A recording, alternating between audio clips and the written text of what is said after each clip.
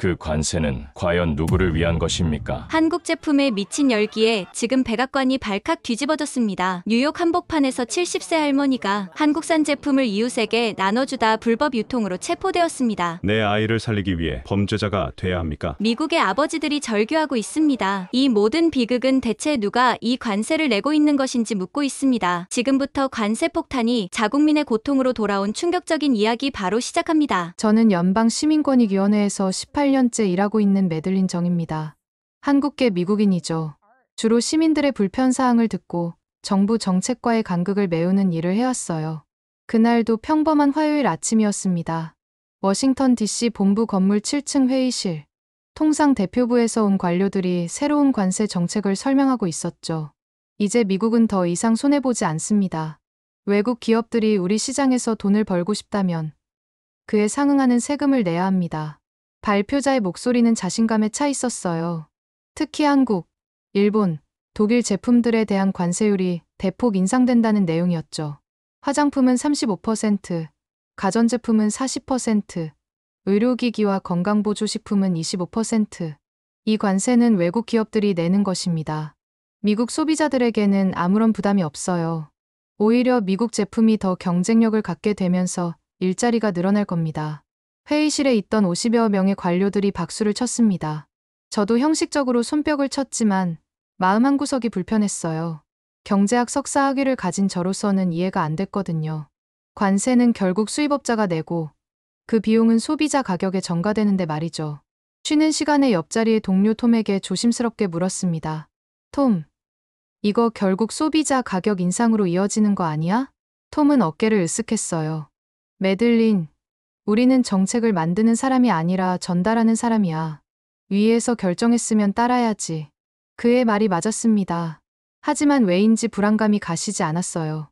제가 매일 상대하는 시민들의 얼굴이 떠올랐거든요. 특히 한인 커뮤니티의 어르신들.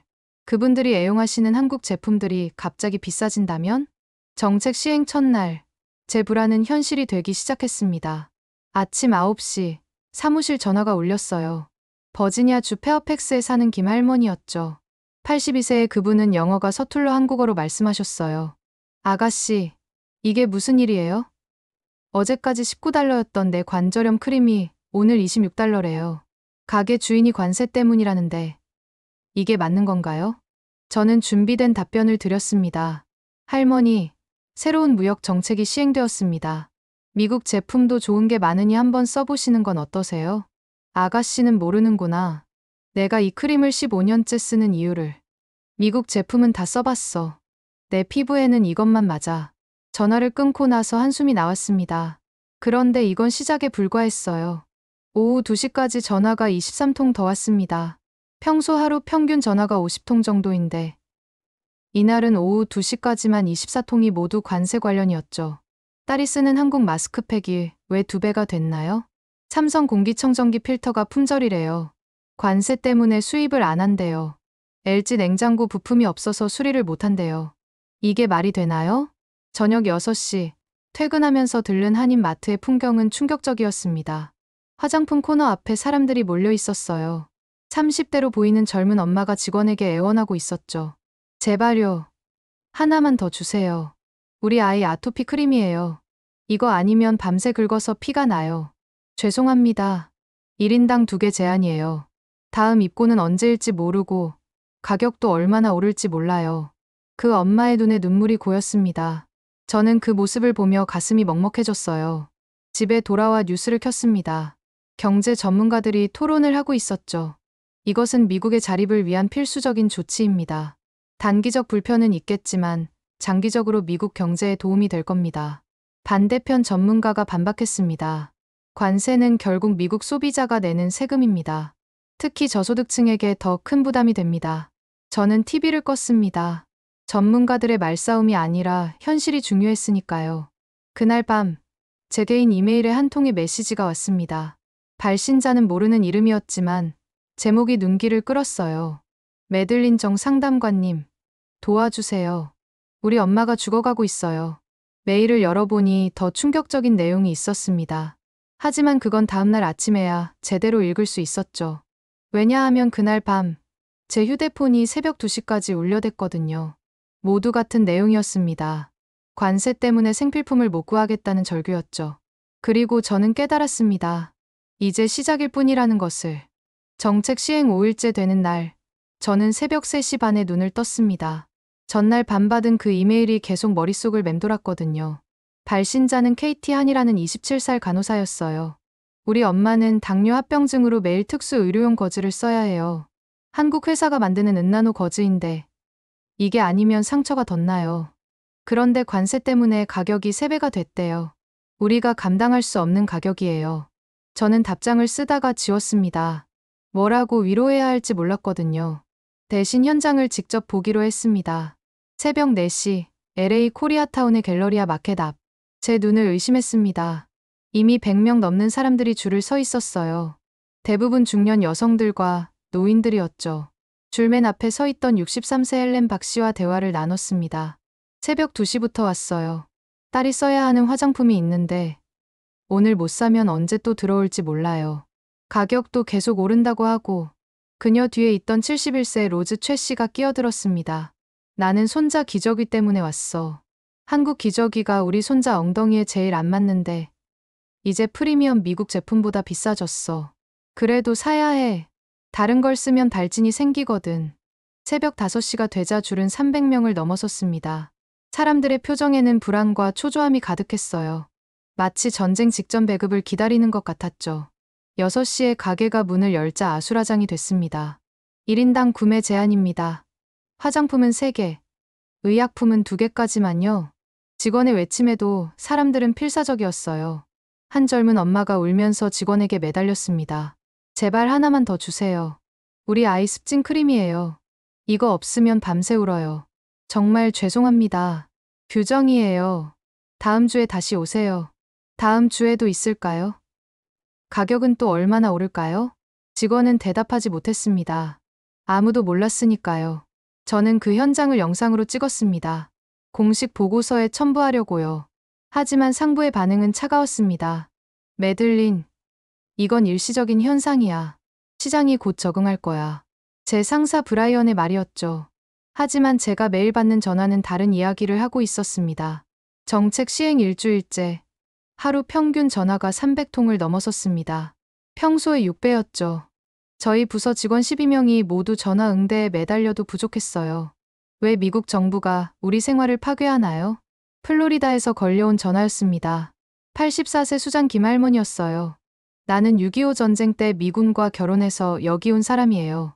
60년을 미국인으로 살았어요. 그런데 내가 60년 써온 한국 된장을 이제 못 먹으라는 거예요? 관세 때문에 된장 가격이 4배가 됐어요. 할머니의 목소리는 떨리고 있었습니다. 그 된장이 뭐가 그렇게 중요하냐고요? 그게 내 어머니의 맛이에요. 고향의 맛이고 나이 들수록 그 맛이 그리워지는데 이제 그것마저 빼앗아가는 거예요? 저는 눈물을 참으며 사과했습니다. 할머니, 정말 죄송합니다. 제가 할 수 있는 게 없어서. 아가씨 잘못이 아니야. 그런데 누구 잘못이지? 누가 이런 결정을 한 거야? 그날 오후 CBS 뉴스에서 충격적인 보도가 나왔습니다. 뉴욕 타임스퀘어 세포라 매장 앞 새벽 3시부터 500명 줄 서.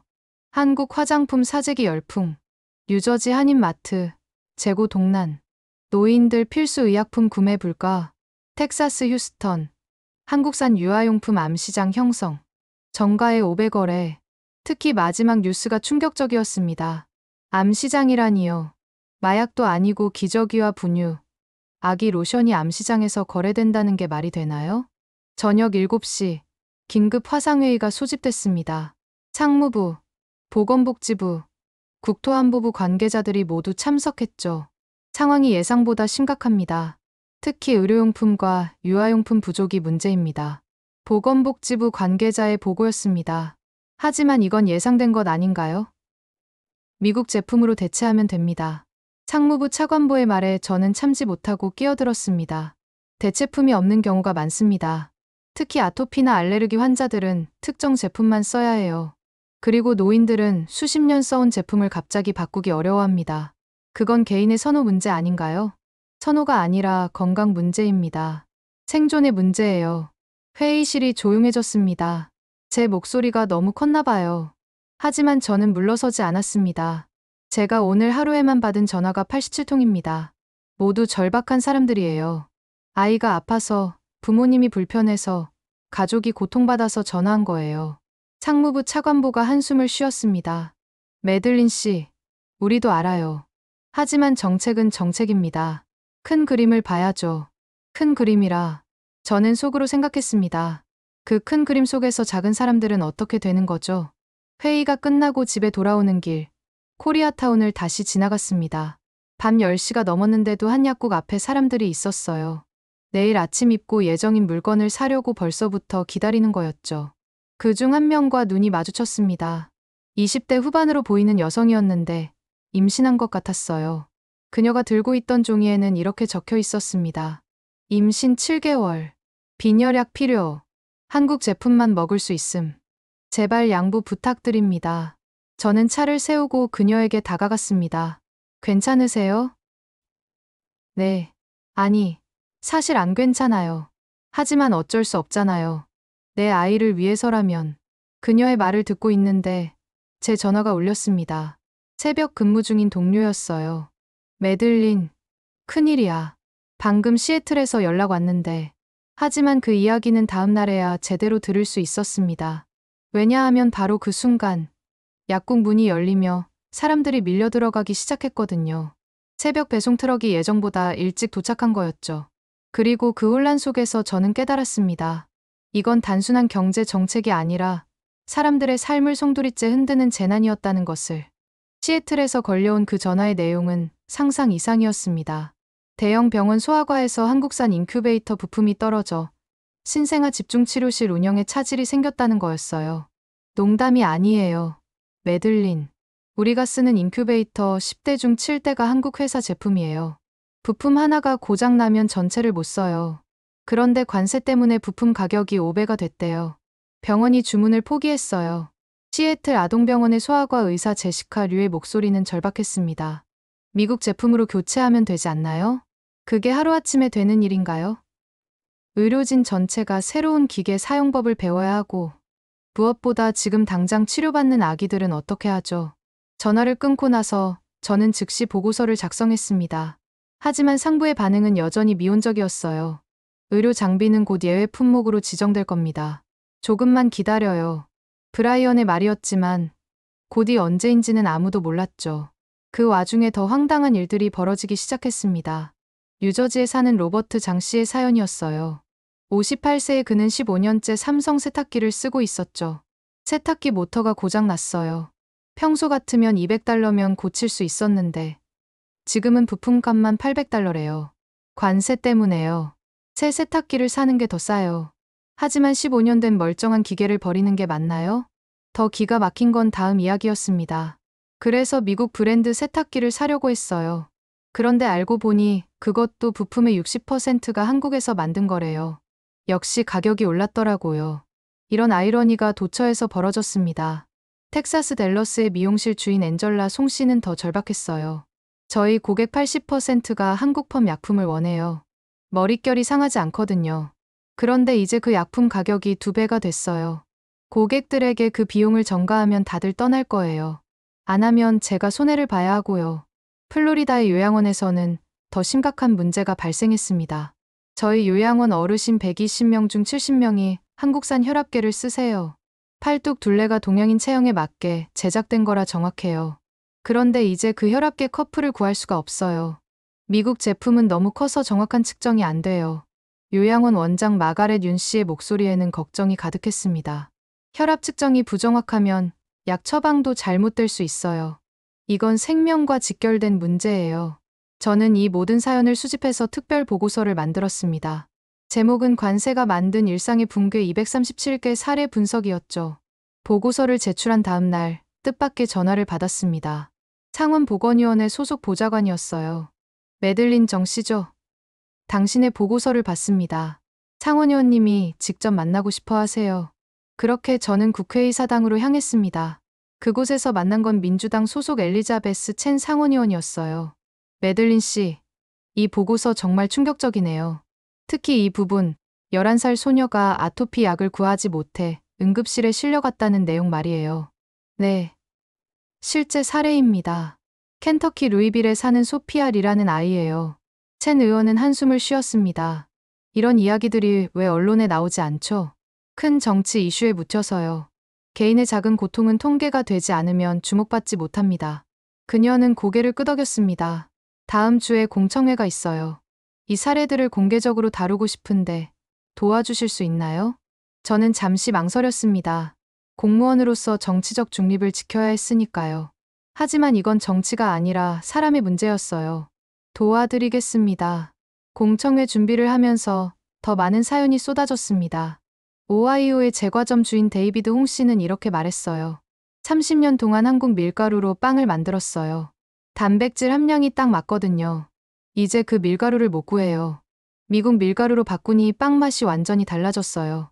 단골 손님들이 하나둘 떠나고 있어요. 미시간의 자동차 정비소에서는 더 큰 문제가 있었습니다. 현대와 기아 자동차 부품을 구할 수가 없어요. 정품 부품 가격이 3배가 됐거든요. 중국산 짝퉁을 쓸 수도 없고 차를 고치러 온 손님들을 그냥 돌려보내야 해요.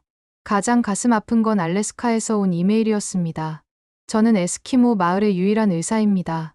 여기 주민 300명이 모두 한국산 종합 비타민을 먹어요. 극지방이라 신선한 채소를 구하기 어려워서 필수예요. 그런데 이제 그 비타민을 살 수가 없어요.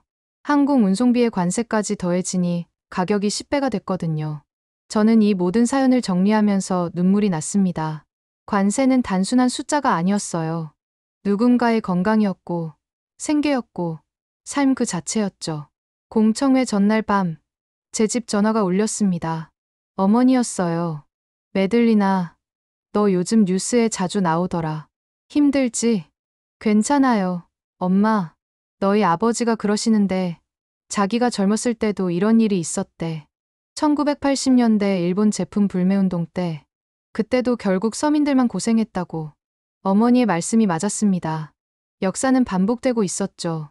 엄마, 혹시 엄마도 불편한 거 있어요? 아이고, 나야 뭐. 그런데 네 이모가 큰일이야. 당뇨약을 한국에서 직구했는데 이제 그게 안 된대. 미국 약은 부작용이 심해서 못 먹는다고. 심지어 우리 가족도 이 소용돌이에서 자유롭지 못했던 거예요. 그날 밤, 저는 공청회 발표 자료를 마지막으로 점검했습니다. 237개의 사례, 1247명의 직접 피해자, 예상 간접 피해자 50만 명. 숫자로 보면 그저 통계였지만 그 하나하나가 누군가의 절박한 삶이었습니다. 그리고 저는 결심했습니다. 내일 공청회에서 이 모든 이야기를 있는 그대로 전하겠다고. 정치적 중립이고 뭐고. 이건 사람이 먼저인 문제니까요. 하지만 제가 미처 예상하지 못한 일이 일어났습니다. 바로 그날 밤, 코리아타운에서 공청회 당일 새벽, 저는 충격적인 뉴스를 접했습니다. LA 코리아타운의 한 작은 약국에서 무료 나눔 행사가 열렸다는 거였어요. 하지만 그건 단순한 나눔이 아니었습니다. 새벽 1시쯤이었어요. 갑자기 사람들이 하나둘 모이기 시작했어요. 다들 집에서 쓰던 한국 제품들을 들고 나온 거예요. 목격자인 우버 기사 마크리의 증언이었습니다. 처음엔 뭔가 싶었죠. 그런데 알고 보니 서로 나누려고 모인 거더라고요. 돈 한 푼 안 받고요. 저는 공청회를 앞두고 있었지만 이 현장을 직접 봐야 했습니다. 코리아타운으로 향했죠. 페어팩스 애비뉴의 은혜 약국 앞. 아침 7시인데도 100명 넘는 사람들이 모여 있었어요. 하지만 사재기 때와는 분위기가 완전히 달랐습니다. 약국 앞에는 큰 테이블이 놓여 있었고 그 위에 각종 한국 제품들이 가지런히 정리되어 있었어요. 화장품, 의약품, 생활용품까지. 그리고 그 옆에는 78세 그레이스 김 할머니가 앉아 있었습니다. 할머니, 이게 다 뭐예요? 우리 집에 있던 거예요. 쓰다 남은 것도 있고 새 것도 있고 필요한 사람들 가져가라고. 돈은 안 받으세요? 할머니는 웃었습니다. 돈. 이럴 때 무슨 돈이야. 우리가 원래 쓰던 거예요. 나눠야죠. 그 나눠야죠라는 말에 저는 가슴이 뭉클해졌습니다. 옆에서 지켜보던 약국 주인 스티븐 조 씨가 설명해 주었어요. 어제 저녁에 단체 카톡방에 누가 올렸어요. 집에 남는 한국 제품 있으면 나누자고. 1시간 만에 200명이 호응했죠. 단체 카톡방이요? 코리아타운 주민방이에요. 원래 동네 소식 공유하는 곳인데 요즘은 거의 상호부조 네트워크가 됐어요. 정말 놀라운 광경이 펼쳐지고 있었습니다. 한 젊은 엄마가 다가왔어요. 손에는 반쯤 쓴 아토피 크림을 들고 있었죠. 우리 아이가 이제 많이 나아서 안 써요. 누구 필요한 분 가져가세요. 그러자 임신부 한 명이 눈물을 글썽이며 다가왔습니다. 정말 가져가도 돼요? 우리 첫째가 심한 아토피인데. 그럼요. 얼마나 남았는지 보세요. 2달은 쓸 거예요. 어떻게 보답하죠? 보답이 뭐예요? 나중에 또 누군가를 도우면 되죠. 이런 장면이 계속 이어졌습니다. 82세 폴정 할아버지가 혈압계를 들고 나타났어요. 내가 혈압계를 3개 가지고 있어. 왜 그렇게 많이 샀는지 모르겠네. 필요한 사람? 저요. 저희 아버지가 매일 재셔야 하는데 고장 났어요. 가져가. 배터리도 여분 있으니까 같이 가져가. 중년 남성 하나가 큰 박스를 들고 왔습니다. 저희 집 창고 정리하다가 나온 건데요. 한국 라면 10박스예요. 유통기한 아직 6개월 남았어요. 라면이요? 요즘 라면도 관세 때문에 2배 됐는데, 그러니까 나누는 거죠. 다들 조금씩 가져가세요. 순식간에 라면이 동났습니다. 받아간 사람들의 얼굴에는 미소가 가득했어요. 가장 감동적인 건 제니퍼 유 씨의 이야기였습니다. 35세의 그녀는 희귀병을 앓고 있었어요. 저는 특수 연고를 써야 해요. 한국 회사가 만드는 건데 이제 너무 비싸서 못 사요. 그러자 여러 명이 동시에 일어났습니다. 저희 집에 그거 있어요. 저도 있어요. 저희 어머니가 쓰시다 남은 게 있는데. 순식간에 제니퍼 앞에 연고 5개가 쌓였습니다. 그녀는 울음을 터뜨렸어요. 이게 3개월치예요. 어떻게 감사를 드려야. 그레이스 김할머니가 그녀의 손을 잡았습니다. 울지 마. 우리가 원래 이렇게 살았어. 어려울 때 서로 돕는 거야. 저는 이 모든 걸 영상으로 기록했습니다. 공청회에서 보여줄 생각이었죠. 그런데 더 놀라운 일이 벌어졌습니다. 오전 10시쯤 메이 씨라는 이름의 백인 할머니가 나타났어요. 75세의 그녀는 한국인이 아니었지만 큰 가방을 들고 있었죠. 저도 나누고 싶어요. 가방을 열자 한국 화장품들이 가득했습니다. 30년 동안 한국 화장품만 썼어요. 덕분에 피부가 이렇게 좋아졌죠. 이제 너무 비싸서 못 사는 젊은 엄마들을 보니 마음이 아파요. 그녀의 행동은 도미노 효과를 일으켰습니다. 히스패닉 가족이 나타났고 흑인 청년들도 왔습니다. 베트남 상인들도 동참했죠. 코리아타운이 아니라 모든 인종이 모인 나눔의 장이 된 거예요. 정오가 되자 LA 경찰이 나타났습니다. 저는 긴장했어요. 혹시 불법 집회로 해산시키려는 건 아닐까 싶어서요.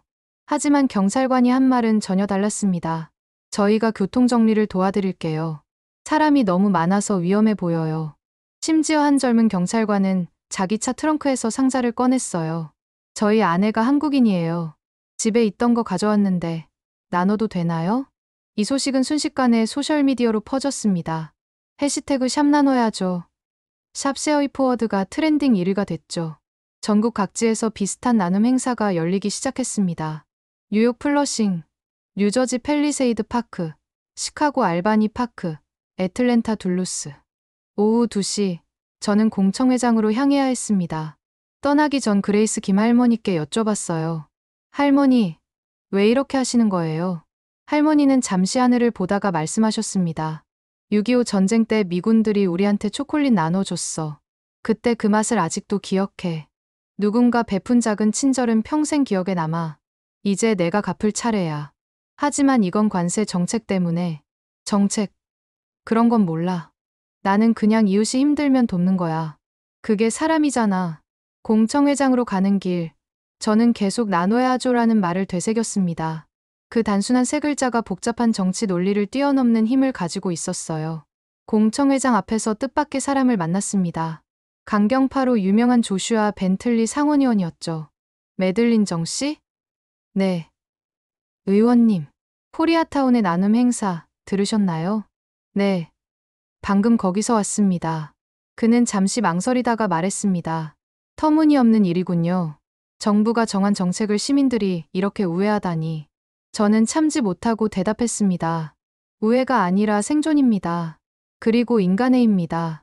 벤틀리 의원은 제 얼굴을 짓도 바라봤습니다. 그의 눈에 복잡한 감정이 스쳐 지나갔어요. 공청회에서 발표하시죠? 네. 기대하겠습니다. 그가 먼저 회의장으로 들어갔습니다. 저는 심호흡을 했어요. 이제 시작이었습니다.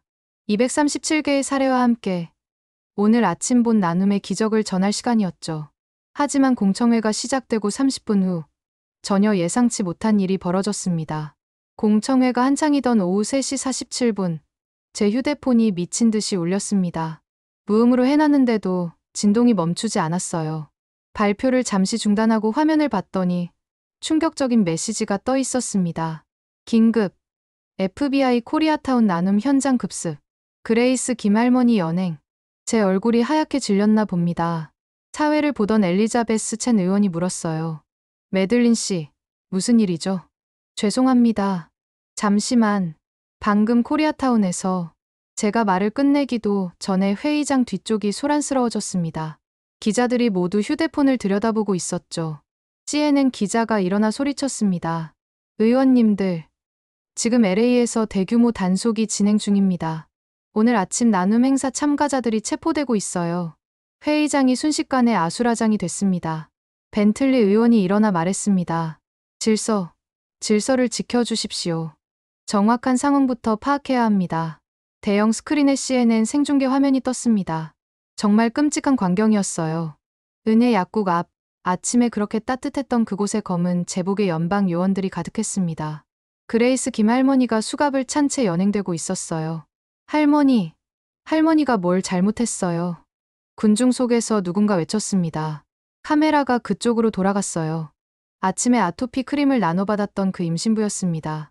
연방 요원이 확성기로 외쳤습니다. 불법 의약품 유통 혐의입니다.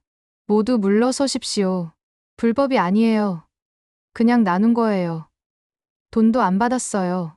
하지만 요원들은 계속 체포를 진행했습니다. 스티븐 조 약국 주인도 나눔에 참여했던 시민 12명도 모두 연행됐어요. 공청회장으로 돌아온 카메라. 첸 의원의 얼굴이 분노로 일그러져 있었습니다. 벤틀리 의원, 이게 당신이 말하는 법 집행입니까? 78세 할머니를 수갑 채워 끌고 가는 게? 벤틀리 의원이 대답했습니다. 법은 법입니다. 관세를 회피하는 모든 행위는 불법이에요. 나이가 많다고 예외는 없습니다. 회피가 아니라 나눔이었어요. 제가 소리쳤습니다. 모든 시선이 제게 쏠렸죠. 의원님, 제가 오늘 아침 직접 봤습니다. 돈 한 푼 안 받았어요. 그냥 집에 있던 물건을 나눈 거예요. 이웃이 아프니까, 힘드니까 도운 거라고요. 그래도 규정 위반입니다. 의약품의 무단 배포는. 그럼 이웃에게 반창고 하나 나눠주는 것도 범죄입니까? 회의장이 조용해졌습니다. 그때 한 남성이 방청석에서 일어났어요. 40대 초반의 한인 2세로 보였습니다. 제가 말씀드려도 될까요? 첸 의원이 고개를 끄덕였습니다. 저는 케빈 박입니다. 그레이스 김은 제 할머니예요. 할머니는 6.25 전쟁 피난민이셨어요. 미군의 도움으로 살아남으셨죠. 평생 그 은혜를 갚고 싶어 하셨어요. 그의 목소리가 떨렸습니다. 할머니는 매달 연금의 절반을 기부하세요. 오늘도 그냥 나누신 거예요. 그런데 그게 범죄라니. 이게 미국입니까? 벤틀리 의원이 서류를 뒤적이며 말했습니다. FDA 규정 제21조에 따르면 규정이 사람보다 중요합니까? 케빈의 외침에 방청객들이 박수를 쳤습니다. 그때 또 다른 속보가 들어왔습니다. 뉴욕 플러싱에서도 단속 시작. 나눔 행사 참가자 23명 연행. 시카고 알바니 파크. 연방 요원 투입. 애틀랜타 둘루스. 한인상가 봉쇄. 전국적인 단속이었습니다. 첸 의원이 긴급 정회를 선언했습니다. 저는 즉시 코리아타운으로 향했죠. 현장은 전쟁터를 방불케 했습니다. 수백 명의 시민들이 경찰 저지선 앞에서 항의하고 있었어요. 프리 그랜마 킴. 그랜마 킴을 풀어주세요. 나눔은 범죄가 아니다. 체어링 이즈 낫 어 크라임. 나눔은 범죄가 아니에요. 플래카드를 든 사람들 중에는 한인뿐 아니라 모든 인종이 섞여 있었습니다. 아침에 나눔을 받았던 사람들이었죠. 한흑인 여성이 마이크를 잡았습니다. 제 아들이 심한 습진이 있어요. 병원비도 비싸고 약값은 더 비싸죠. 오늘 아침 한국 할머니가 공짜로 크림을 주셨어요. 그게 범죄라면 저도 체포하세요. 히스패닉 남성이 이어받았습니다. 우리 어머니가 당뇨예요. 한국 혈당계가 정확한데 너무 비싸서 못 샀어요. 오늘 누군가 그냥 주셨어요. 그 사람도 범죄자입니까? 백인 할아버지가 휠체어에서 일어나려 애쓰며 말했습니다. 나는 6.25 전쟁 참전 용사요. 내가 지킨 나라가 이런 나라였소. 선의를 범죄로 만드는 나라? 그 순간 경찰 저지선이 뚫렸습니다. 시민들이 경찰서로 몰려갔어요. 할머니를 돌려줘. 체이몬유. 부끄러운 줄 아세요. 경찰서 앞은 완전히 포위됐습니다. 저녁 7시 긴급 기자회견이 열렸습니다. FBI 로스앤젤레스 지부장이 나왔죠. 오늘 단속은 합법적이었습니다. 관세법 위반과 무허가 의약품 유통은 명백한 범죄입니다. 기자들의 질문이 쏟아졌습니다. 78세 할머니를 수갑 채운 이유는? 나이는 고려 대상이 아닙니다. 돈을 안 받았는데도 유통입니까? 대가 없는 배포도 유통에 해당합니다. 그럼 가족 간 나눔도 불법입니까? 그것은 다른 문제입니다. 기자회견은 엉망이 됐습니다. 밤 9시 놀라운 소식이 들려왔습니다. 보석금을 내겠다는 사람들이 줄을 섰다는 거예요. 은행 계좌도 만들어졌습니다. 프리 그랜마 킴 펀드. 3시간 만에 50만 달러가 모였죠. 유명 인권 변호사들이 무료 변론을 자청했습니다. 이것은 인도주의에 대한 공격입니다. 끝까지 싸우겠습니다. We shall overcome. 우리는 극복하리라. 자정이 가까워오자 더 많은 사람들이 모였습니다. 경찰서를 완전히 둘러쌌죠. 촛불을 든 사람들이 노래를 부르기 시작했습니다. We shall overcome. 우리는 극복하리라. 그때 경찰서 문이 열렸습니다. 하지만 나온 건 할머니가 아니었어요. 한 경찰관이 눈물을 흘리며 걸어 나왔습니다. 한인 경찰관이었죠. 저는 이런 일을 하려고 경찰이 된 게 아닙니다. 할머니 같은 분을 가두는 게 제 일이 아니에요. 그는 배지를 벗어 바닥에 내려놓았습니다. I quit. 저는 그만둡니다. 군중 속에서 박수가 터져 나왔습니다. 다음 날 새벽, 드디어 그레이스 김 할머니가 석방됐습니다. 하지만 재판은 피할 수 없었죠. 할머니가 나오자 수백 명이 환호했습니다. 할머니는 지친 얼굴이었지만 미소를 지었어요. 다들 고마워요. 그런데 왜 이렇게 소란이야? 나는 그냥 해야 할 일을 했을 뿐인데. 기자가 물었습니다. 할머니, 후회하지 않으세요? 할머니는 단호하게 고개를 저었습니다. 후회요. 천만에 다시 돌아가도 똑같이 할 거예요. 나눠야죠. 그게 사람이니까. 그레이스 김 할머니 석방 3일 후 상원 공청회가 재개됐습니다. 하지만 이번엔 분위기가 완전히 달랐어요. 방청석의 절반이 아이들로 채워져 있었거든요. 첸 의원이 설명했습니다. 오늘은 특별한 증인들을 모셨습니다. 관세 정책으로 직접 피해를 본 가족들입니다. 특히 아이들의 목소리를 듣고자 합니다. 첫 번째로 나온 건 13살 소피 첸이었어요. 중국계 미국인 소녀였죠. 작은 손에 편지를 들고 있었습니다. 안녕하세요. 저는 소피예요. 제가 쓴 편지를 읽어드릴게요. 소녀의 목소리는 떨렸지만 또렷했습니다. 우리 할머니는 당뇨가 있어요. 10년 동안 한국 회사 혈당 측정기를 쓰셨어요. 손가락이 약해서 다른 건 아프대요. 그런데 지난달부터 그 측정침을 못 구해요. 관세 때문에 가격이 5배가 됐거든요. 소피가 잠시 멈추고 눈물을 닦았습니다. 할머니가 이제 혈당 체크를 안 해요. 아프다고요. 그래서 지난주에 쓰러지셨어요. 병원에서는 혈당이 너무 높았대요. 제가 할머니한테 제발 체크하라고 했는데 할머니가 그러셨어요.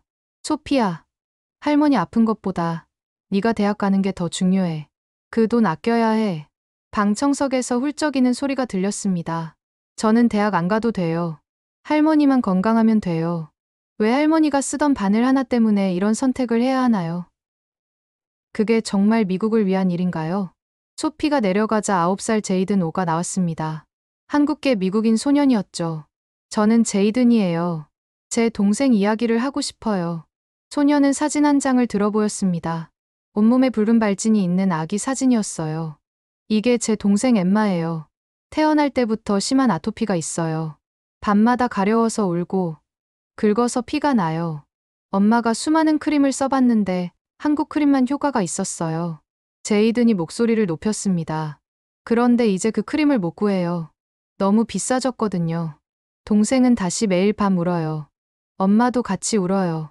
아빠는 투잡을 뛰기 시작했어요. 크림을 사려고요. 소년이 의원들을 똑바로 바라봤습니다. 어른들은 정치를 한대요. 경제를 지킨대요. 그런데 왜 제 동생은 밤마다 피를 흘려야 하나요? 3살짜리가 무슨 죄가 있나요? 벤틀리 의원이 불편한 듯 자리를 고쳐 앉았습니다. 세 번째로 11살 올리비아 가르시아가 나왔어요. 멕시코계 미국인 소녀였죠. 저희 오빠는 자폐증이 있어요. 특정 브랜드의 한국 기저귀만 착용해요. 촉감이 예민해서 다른 건 다 거부해요. 그런데 이제 그 기저귀가 없어요. 올리비아가 울먹였습니다. 오빠가 기저귀를 못 갈아서 염증이 생겼어요. 병원에 입원했어요. 의사 선생님이 말했어요. 스트레스 때문에 자폐 증상도 더 심해졌대요. 이게 다 기저귀 하나 때문이에요. 관세 때문이에요. 네 번째는 15살 케이틀린 메카시였습니다. 아일랜드계 소녀였죠. 저희 아빠는 건설 노동자예요. 허리 디스크가 있어서 한국 파스를 써요. 15년 동안 그것만 써왔어요.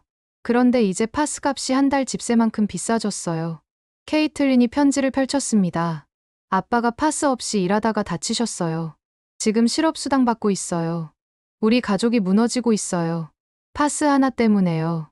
이런 증언이 2시간 동안 이어졌습니다.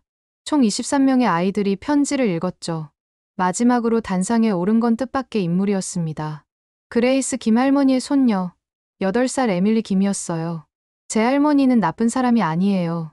에밀리의 첫마디에 방청석이 조용해졌습니다. 할머니는 항상 말씀하세요. 나눔은 사랑이다. 사랑은 법보다 크다. 그런데 경찰이 할머니를 잡아갔어요. 할머니가 우셨어요. 78년 인생에서 처음으로 수갑을 차셨대요. 에밀리가 의원들을 바라봤습니다. 할머니가 나눈 게 뭔지 아세요? 반창고, 소화제, 비타민이에요. 이게 그렇게 큰 죄인가요? 그럼 학교에서 친구가 다쳤을 때 밴드 붙여주는 것도 범죄인가요? 벤틀리 의원이 말했습니다. 어린이, 법은. 저는 어린이가 아니에요. 저는 에밀리예요. 그리고 제 할머니는 범죄자가 아니에요. 에밀리가 소리쳤습니다. 할머니는 6.25 전쟁 때 부모님을 잃었어요. 미군이 주는 초콜릿과 통조림으로 살았대요. 그래서 평생 나누며 사셨어요. 그게 범죄라면 이 나라는 망한 거예요. 방청석에서 박수가 터져 나왔습니다. 그때 제 차례가 왔습니다. 저는 준비한 서류 뭉치를 들고 단상에 올랐어요. 의원님들, 여기 317통의 편지가 있습니다. 모두 아이들이 쓴 거예요.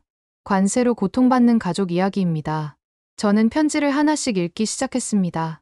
7살 토미, 뉴욕. 우리 엄마가 매일 우세요. 한국 화장품을 못 사서요.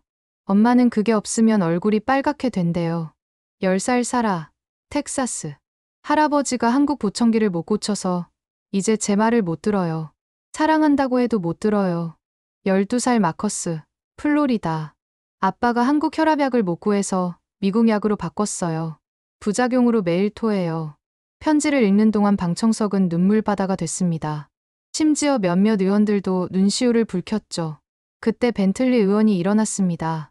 감동적인 이야기들입니다. 하지만 법은 감정이 아닙니다.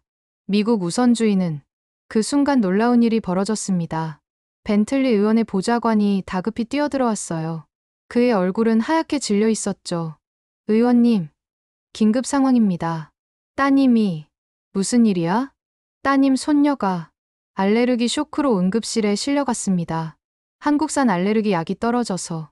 벤틀리 의원이 비틀거렸습니다. 뭐라고? 에바가? 네. 5살 에바가 지금 중환자실에 있습니다. 회의장이 순간 조용해졌습니다. 벤틀리 의원이 황급히 회의장을 떠났습니다. 그의 뒷모습에서 한 아버지의 절박함이 보였어요. 첸 의원이 말했습니다. 오늘 공청회는 여기서 정회합니다. 우리 모두 많은 것을 생각해 봐야 할 것 같습니다. 그날 저녁 뜻밖의 전화를 받았습니다. 벤틀리 의원의 아내였어요. 매들린 씨, 도와주세요. 에바가 쓰던 한국 알레르기 약을 구할 수 없어요. 어디서든 구해주세요. 제발요. 저는 즉시 코리아타운 네트워크에 연락했습니다. 30분 만에 약을 구했죠. 누군가 집에 남은 걸 나눠준 거였어요. 병원에 도착했을 때 벤틀리 의원이 저를 맞았습니다. 그의 눈은 충혈되어 있었어요.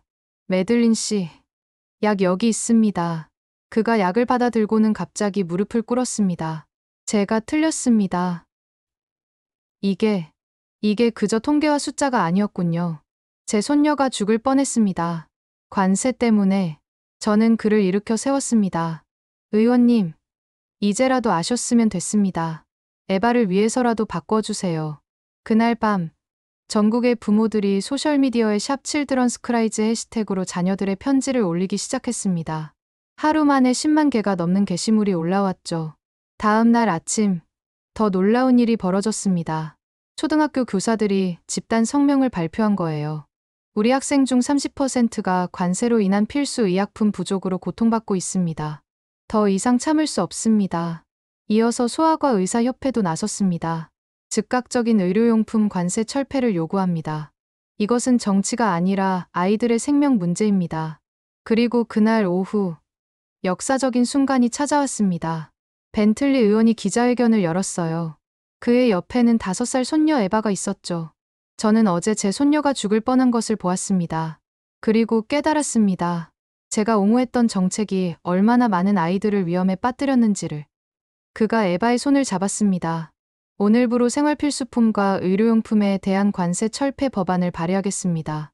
이름은 에바 법안입니다. 모든 아이들을 지키기 위한 법안입니다. 기자들이 술렁거렸습니다. 의원님, 당의 입장과 다른데요? 아이들의 생명보다 중요한 당론은 없습니다. 미국 우선주의는 포기하시는 겁니까? 벤틀리 의원이 단호하게 말했습니다. 미국 우선주의의 진정한 의미는 미국 시민을 지키는 것입니다. 우리 아이들을 아프게 하는 정책은 미국 우선주의가 아닙니다.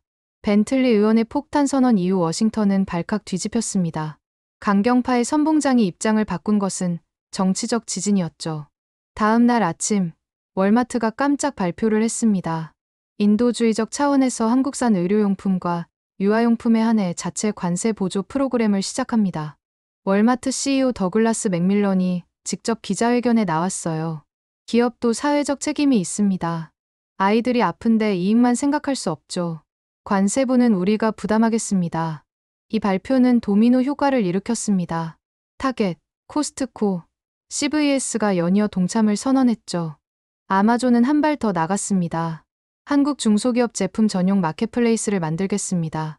수수료는 받지 않겠습니다. 기업들의 움직임과 함께 시민운동도 확산됐습니다. 해시태그 샵라이프 오버 테리프스가 전 세계 트렌딩 1위가 됐어요. 유명 인플루언서들이 동참하기 시작했죠. 팝스타 아리아나 그란데가 트윗했습니다. 내 메이크업 루틴은 한국 제품이에요. 스킨케어도 한국 제품이고요. 이 관세는 내 피부와 영혼을 죽이고 있어요. 샵라이프 오버 테리프스라고 영어로 말했습니다. 농구 스타 르브론 제임스도 가세했어요. 우리 팀 닥터가 한국 의료기기 없으면 선수 관리 못한대요. 이게 미국을 위한 거예요? 샵라이프 오버 테리프스. 할리우드 배우 산드라, 오는 더 직접적이었습니다. 저는 한국계 캐나다인입니다. 제 친척들이 미국에서 고통받고 있어요. 관세는 인종차별입니다. 이런 여론 속에서 의회도 움직이기 시작했습니다. 초당적 의원 모임이 결성됐어요. 민주당 19명, 공화당 18명이 참여했죠. 이름은 생활을 위한 의원 모임이었습니다. 모임의 대표를 맡은 수전 콜린스 상원의원이 성명을 발표했습니다. 우리는 당파를 초월해 시민의 일상을 지키고자 합니다. 관세는 도구일 뿐, 목적이 되어선 안 됩니다. 하지만 백악관의 반응은 여전히 강경했습니다. 대통령 대변인이 브리핑에서 말했죠. 관세 정책은 변함없이 추진됩니다. 일부 불편은 감수해야 합니다. 그러자 뜻밖의 곳에서 반격이 왔습니다. 전미상공회의소가 성명을 냈어요. 관세로 인한 소비 위축이 경제 전반을 위협하고 있습니다. 재고려가 필요합니다. 제조업협회도 가세했습니다. 한국 부품 없이는 미국 제조업도 멈춥니다. 이것이 과연 미국 우선입니까? 경제계의 반발이 거세지자 주가가 흔들리기 시작했습니다. 다우존스가 사흘 연속 하락했고 소비자 신뢰지수는 10년 만에 최저치를 기록했죠. 그런 와중에 또 하나의 사건이 터졌습니다. 텍사스 주지사의 어머니가 한국산 치매약 부족으로 증세가 악화됐다는 뉴스였어요. 주지사는 눈물의 기자회견을 했습니다. 어머니가 저를 못 알아보십니다. 3년 동안 괜찮으셨는데 약을 바꾸고 나서 여론은 완전히 돌아섰습니다. MBC 여론조사에서 관세 정책 반대가 73%를 기록했죠. 지지는 19%에 불과했습니다. 그리고 결정적인 순간이 왔습니다. 대통령의 며느리가 SNS에 글을 올린 거예요. 우리 아이도 한국 기저귀만 써요. 다른 건 기저귀 발진이 생겨요. 이제 어떻게 해야 하나요? 이 글은 즉시 삭제됐지만 스크린샷은 이미 퍼진 뒤였죠. 다음 날 백악관에서 긴급 회의가 열렸습니다. 저는 시민 대표 자격으로 초청받았어요. 회의실에 들어가자 팽팽한 긴장감이 느껴졌죠. 경제 고문이 보고했습니다. 소매 판매가 15% 감소했습니다. 특히 유아용품과 화장품 시장이 붕괴 직전입니다. 보건장관이 이어받았습니다. 의료 현장이 마비되고 있습니다. 특히 노인 요양시설과 소아과가 심각합니다. 그때 대통령이 저를 바라봤습니다. 매들린 정 씨, 현장의 목소리를 들려주세요. 저는 준비한 파일을 열었습니다. 지난 한 달간 제가 받은 민원이 15,743건입니다. 그중 의료 관련이 8,234건, 육아 관련이 4,521건입니다. 구체적인 사례를 말해주세요. 오하이오의 5살 제이컵은 희귀 피부병이 있습니다. 한국 연고만 효과가 있는데 이제 한 달 약값이 $3,000입니다. 가족이 파산 위기예요. 회의실이 조용해졌습니다. 플로리다의 89세 헬렌 스미스 할머니는 40년 동안 한국 관절염 약을 드셨어요. 약을 못 구해서 지금 휠체어 신세입니다. 뉴욕의 신생아 집중치료실 3곳이 한국 의료기기 부족으로 신규 환자를 받지 못하고 있습니다. 대통령의 표정이 어두워졌습니다. 이것들이 다 관세 때문입니까? 네. 직접적인 원인입니다. 긴 침묵이 흘렀습니다. 마침내 대통령이 입을 열었습니다. 수정이 필요할 것 같군요. 그로부터 일주일 후 부분적 관세 완화 조치가 발표됐습니다. 긴급 생활 필수품 리스트라는 이름으로 2,847개 품목이 관세 예외가 됐죠. 완벽한 해결은 아니었지만 시작이었습니다. 발표 직후 코리아타운은 축제 분위기였어요. 그레이스 김 할머니가 다시 나눔 테이블을 펼쳤습니다. 이제 처벌받지 않아요. 다시 나눌 수 있어요. 할머니의 외침에 모두가 웃었죠. 그날 저녁, 케빈 박이 저에게 전화했습니다. 매들린 씨, 할머니가 감사 인사를 전하래요. 당신 덕분에 다시 나눌 수 있게 됐다고. 제가 한 건 없어요. 시민들의 힘이죠. 그래도 당신이 우리 목소리를 전해줬잖아요. 전화를 끊고 창밖을 봤습니다. 코리아타운의 불빛들이 평소보다 밝아 보였어요. 아직 완전히 끝난 건 아니었지만 희망은 보였습니다. 그런데 바로 그때 뜻밖의 메시지를 받았습니다. 매들린, 긴급 상황. 중국이 보복 관세를 발표했어. 미국 농산물 전면 금수. 이제 진짜 시작이야. 저는 한숨을 쉬었습니다. 한 고비를 넘었다고 생각했는데 더 큰 폭풍이 기다리고 있었던 거예요. 중국의 보복 관세 발표로 상황은 더욱 복잡해졌습니다. 미국 농민들이 거리로 나왔고 경제는 요동쳤죠. 하지만 그 혼란 속에서 의회의 연대가 만들어졌습니다. 아이오와의 옥수수 농장주 톰 앤더슨이 CNN 인터뷰에서 말했어요. 우리도 피해자입니다. 한국 제품의 관세 매기니 중국이 우리 농산물을 안 사요. 결국 미국인끼리 죽이는 정책이에요. 캔자스의 밀 농가 대표도 성명을 냈습니다. 도시 사람들이 한국 제품 못 구해 고통받듯이 우리는 수출길이 막혀 고통받습니다. 함께 싸웁시다. 농민과 도시민의 연대. 예상치 못한 동맹이었죠. 그러던 중 결정적인 사건이 터졌습니다. 백악관 수석 경제보좌관의 사임이었어요. 그는 사임 기자회견에서 폭탄 발언을 했죠. 관세는 실패한 정책입니다. 미국 소비자가 연간 $1,200의 추가 세금을 내고 있습니다. 이것은 사기입니다. 이 발언은 정치권을 뒤흔들었습니다. 야당은 즉각 특별청문회를 요구했고 여당 내에서도 반발이 일어났죠. 그리고 마침내 관세 시행 100일째 되는 날, 역사적인 발표가 있었습니다. 대통령이 직접 대국민 연설에 나선 거예요. 친애하는 국민 여러분, 지난 100일은 우리 모두에게 교훈을 주었습니다. 미국 우선이라는 이름으로 시작한 정책이 오히려 미국 시민을 힘들게 했습니다. 대통령이 잠시 말을 멈췄습니다. 오늘부로 생활필수품, 의료용품, 육아용품에 대한 관세를 전면 철폐합니다. 또한 향후 모든 관세 정책은 시민 영향 평가를 거치도록 하겠습니다. 발표가 끝나자 전국이 들썩였습니다. 타임스 스퀘어 전광판에 파이널리, 드디어 라는 글자가 떴고 사람들이 거리로 나와 환호했죠. 코리아타운은 그야말로 축제였습니다. 그레이스 김 할머니가 은혜약국 앞에서 떡을 나눠주고 있었어요. 다들 고생했어요. 이제 다시 시작이에요. 할머니 옆에는 나눔은 계속됩니다라는 현수막이 걸려 있었죠. 저는 할머니께 다가갔습니다. 할머니, 이제 편하게 나누실 수 있겠네요. 편하다뇨. 나눔에 편한 게 어딨어. 그냥 하는 거지. 할머니의 담담한 말씀에 다시 한번 감동했습니다. 그날 오후 벤틀리 의원 사무실에서 전화가 왔어요. 매들린 씨, 의원님이 뵙고 싶어 하세요. 의원 사무실에 도착하자 뜻밖의 광경이 펼쳐졌습니다. 벤틀리 의원이 5살 손녀 에바와 함께 있었어요. 에바는 건강해 보였죠. 매들린 씨, 다시 한번 감사드립니다. 에바가 당신께 드릴 게 있대요. 에바가 수줍게 그림 한 장을 내밀었습니다. 할머니가 약을 나누는 그림이었어요. 이게 그레이스 할머니예요. 천사 할머니, 벤틀리 의원이 말했습니다. 에바가 매일 그레이스 할머니 이야기를 해요. 나눔 천사라고. 저도 그분께 사과하고 싶습니다. 직접 만나보시죠. 그렇게 우리는 코리아타운으로 향했습니다. 그레이스 김할머니와 벤틀리 의원의 만남은 감동적이었어요. 할머니, 정말 죄송합니다. 제가 당신을, 아이고, 지난 일은 잊어요. 당신도 손녀 걱정에 정신 없었겠지.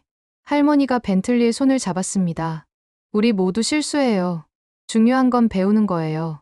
에바가 할머니에게 달려갔습니다. 할머니, 천사예요. 아니야. 나는 그냥 할머니야. 그레이스 할머니가 에바를 안아 올렸습니다. 6.25 전쟁 피난민 할머니와 미국 상원의원의 손녀. 그 포옹에는 화해와 희망이 담겨 있었죠. 며칠 후 한국 기업들이 조용히 미국 시장에 복귀했습니다. 특별한 발표나 행사는 없었어요. 그저 제품들이 다시 선반에 놓이기 시작했죠. CVS 매니저 로라가 저에게 전화했어요. 매들린, 오늘 아침 한국 제품 입고됐어요. 손님들이 울면서 사가요. 정말 눈물 나는 광경이에요. 월마트에서도 비슷한 소식이 들려왔습니다. 3개월 만에 정상 영업입니다. 사람들이 마치 잃어버린 친구를 만난 것처럼 기뻐해요. 하지만 가장 인상적인 건 작은 변화들이었습니다. 플로리다의 헬렌 스미스 할머니가 다시 걷기 시작했어요. 한국 관절염 약을 다시 구했거든요. 오하이오의 제이컵은 피부가 깨끗해졌습니다. 부모님은 감사 편지를 보냈죠. 시애틀 병원들은 정상 운영을 재개했고, 뉴욕의 신생아들은 안전하게 치료받을 수 있게 됐습니다. 통계청 발표가 나왔습니다. 102일간의 관세 정책으로 미국 가게는 평균 3,400달러의 추가 지출, 의료비 증가로 인한 간접 비용까지 합하면 5,000달러 이상. 하지만 숫자로 표현할 수 없는 것들이 더 많았죠. 가족의 눈물, 아이들의 고통, 할머니들의 한숨, 그리고 그것을 극복한 이웃의 정. 마지막으로 저는 특별 보고서를 제출했습니다. 제목은 102일간의 교훈 정책과 사람 사이였죠. 보고서 말미에 이렇게 적었습니다. 관세는 숫자가 아니라 사람의 문제였습니다. 정치는 논쟁이지만 삶은 호흡입니다. 우리는 102일 동안 숨을 참았습니다. 이제 다시 숨 쉴 시간입니다. 관세가 철폐된 지 한 달이 지났습니다. 일상은 빠르게 회복됐지만 상처와 교훈은 깊이 남았죠. 저는 이 기간을 정리한 최종 보고서를 작성했습니다. 관세 102일 미국이 얻은 것과 잃은 것. 먼저 경제적 손실부터 정리했습니다. GDP 0.3% 감소, 소매 판매 10% 하락, 의료비 20% 증가. 하지만 더 중요한 건 사회적 비용이었어요. 응급실 방문 40% 증가, 노인 우울증 25% 상승, 영유아 건강 지표 전반적 악화, 그리고 잊을 수 없는 개인들의 이야기. 37명이 예방 가능한 이유로 건강이 크게 악화됐습니다. 대부분 의료용품 부족 때문이었죠. 하지만 우리가 얻은 것도 있었습니다. 첫째, 공동체 정신의 재발견이었어요. 그레이스 김할머니는 이제 지역 영웅이 됐습니다. 은혜 약국앞 나눔 테이블은 영구 설치됐죠. 매주 토요일은 나눔의 날이에요. 관세 없어도 계속할 거예요. 할머니의 말씀처럼 나눔은 문화가 됐습니다. 둘째, 초당적 협력의 가능성을 봤죠. 벤틀리 의원과 첸 의원이 공동 발의한 에바 법안은 만장일치로 통과됐습니다. 향후 모든 무역 정책은 시민생활 영향 평가를 의무화하는 내용이었어요. 셋째, 시민 참여의 힘을 확인했습니다. 317통의 아이들 편지가 정책을 바꿨고 해시태그 운동이 여론을 움직였죠. 한국 기업들도 조용히 변화를 보여줬습니다. 삼성은 텍사스에 긴급 의료용품 생산 시설을 만들겠다고 발표했어요. LG는 시카고의 R&D 센터를 확장하기로 했죠. 위기를 계기로 현지화를 가속하겠습니다. 이들의 발표는 담담했지만 의미가 컸습니다. 한편 그레이스 김 할머니는 뜻밖의 제안을 받았어요. 타임지 올해의 인물 후보였죠. 할머니, 인터뷰하시겠어요? 아이고, 무슨. 나는 그냥 해야 할 일 했을 뿐이야. 하지만 할머니는 한 가지 조건으로 인터뷰를 수락했습니다. 나눔 이야기만 하게 해줘. 정치 이야기는 싫어. 그렇게 나온 타임지 기사 제목은 더 파워 오브 쉐어링. 나눔의 힘이었습니다. 할머니의 나눠야죠. 정신이 세계로 퍼진 거예요. 저도 작은 변화를 겪었습니다. 시민권익위원회에서 새로운 부서가 만들어졌거든요. 정책 영향 평가팀이었죠. 매들린, 팀장을 맡아주세요. 브라이언 상사의 제안이었습니다. 이번 일로 깨달았어요. 정책을 만들기 전에 사람을 먼저 봐야 한다는 걸. 저는 수락했습니다. 첫 프로젝트는 생활 밀착형 정책 가이드라인 제작이었죠. 마지막으로 102일간의 여정을 함께한 사람들을 다시 만났습니다. 13살 소피는 할머니와 함께 왔어요. 할머니는 건강해 보였죠. 이제 매일 혈당 체크해요. 소피가 지켜보거든요. 9살 제이든의 동생 엠마는 피부가 깨끗해졌습니다. 이제 밤에 잘 자요. 온 가족이 푹 자요. 케이틀린의 아빠는 다시 일을 시작했고, 올리비아의 오빠는 안정을 찾았습니다. 그들은 모두 감사 인사를 전했지만, 저는 고개를 저었습니다. 제가 한 건 없어요. 여러분이 목소리를 낸 거예요. 그레이스 김 할머니가 말씀하셨습니다. 우리 모두가 조금씩 한 거야. 그게 나눔이고, 그게 민주주의지. 돌아오는 길에 코리아타운을 지났습니다. 다시 만나서 반갑습니다라는 현수막이 여전히 걸려 있었어요. 그 아래에는 새로운 문구가 추가되어 있었죠. 나눔은 계속됩니다. 쉐어링 컨티뉴스. 저는 그 현수막을 한참 바라봤습니다. 102일간의 혼란이 남긴 가장 큰 교훈은 이것이었어요. 정치는 멀리 있지 않다. 그것은 우리의 화장품이고, 약이고, 기적이다. 그리고 그것을 지키는 건 거창한 이념이 아니라 이웃을 향한 작은 나눔이다. 제 보고서 마지막 페이지에 이렇게 적었습니다. 관세라는 이름으로 시작된 102일. 우리는 외국이 내는 세금이라는 환상을 믿었고, 결국 우리 스스로 그 대가를 치렀습니다. 하지만 그 어둠 속에서 빛을 발견했습니다. 78세 할머니의 나눠야죠라는 한마디가 복잡한 정치 논리를 뛰어넘는 힘을 보여줬습니다. 이제 우리는 압니다. 진정한 미국 우선주의는 미국인을 지키는 것이고, 그것은 정치가 아니라 이웃사랑에서 시작된다는 것을. 관세는 외국이 내는 세금이라고 했습니다. 하지만 결국 그 세금을 낸 건 우리 이웃들이었습니다. 13살 소피의 눈물, 78세 그레이스 할머니의 용기, 그리고 317통의 편지가 정치를 움직였습니다. 나눠야죠라는 단순한 말이 복잡한 정책을 이겼죠. 정치와 삶이 이렇게 가까이 있다는 걸 여러분은 언제 느끼셨나요? 여러분의 이야기를 들려주세요. 그리고 이런 일이 다시는 일어나지 않도록 이 이야기를 널리 공유해 주세요. 작은 나눔이 큰 변화를 만든다는 것을 모두가 알 수 있도록 말이죠. 구독과 좋아요도 부탁드립니다. 여러분의 관심이 더 많은 진실을 전하는 힘이 됩니다. 지금까지 감동편지함이었습니다. 감사합니다.